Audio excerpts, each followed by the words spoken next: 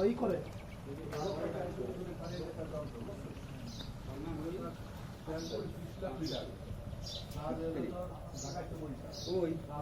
ঝামেলা থাকছে রে বুঝছো টাকাটা নিয়ে গেছে কিন্তু 5 কর্মদিবসের আগে ফেরত দিব না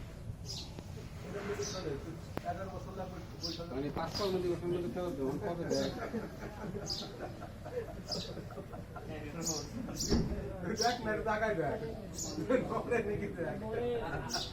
আজকে রওনা দিলে আপনি বিয়ারে